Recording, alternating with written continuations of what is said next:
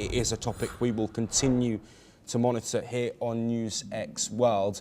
And let's stay now with US and Ukraine relations. A significant development has taken place with Ukrainian President Volodymyr Zelenskyy announcing a productive meeting with US Special Envoy Keith Kellogg in Kyiv.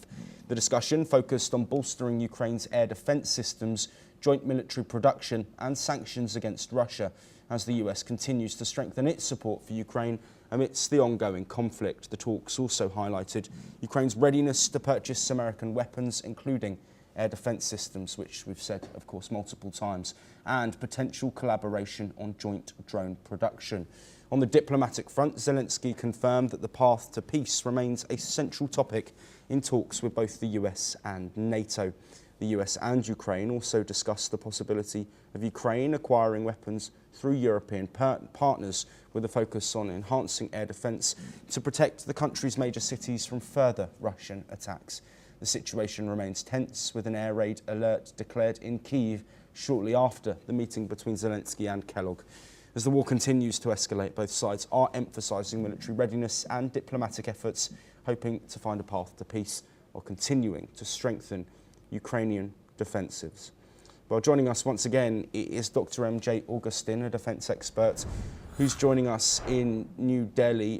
Dr. Augustin, we've covered almost all of what was said there, but I just want to get your opinion now on this US-Ukrainian alliance that we're seeing moving forward. What do you think the catalyst has been? Is it as simple as Trump has spoken with Putin and expected more?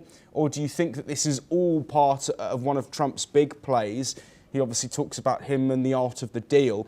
Do you think him trying to play mediator, he's always had Ukraine's best interests, but he was just hoping that niceties and diplomacies might push Russia towards a peace deal, and now potentially he's realised that that could not be the case?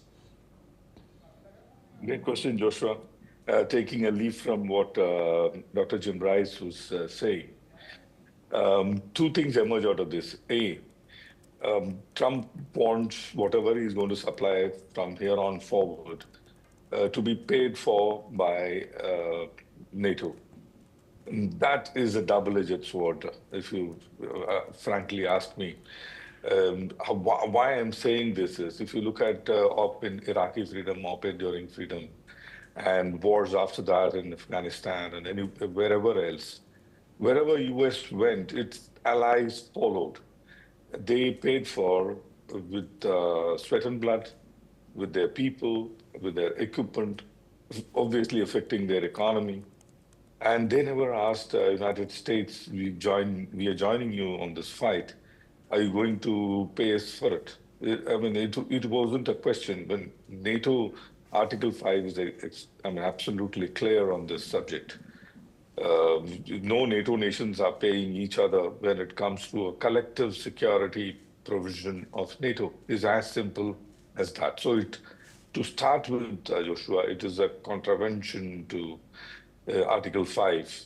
That is point number one. Point number two is a very important point, and that is NATO and maybe the rest of the world in its economic will move away from the dollar-based economy. So it is going to have a larger implication in times to come for US economy, and mark my words, when people see this kind of arm twisting that is happening just because you're a dollar-based or a dollar, willy-nilly a dollar-dependent economy on certain fronts, those countries now will think twice to trade in dollars.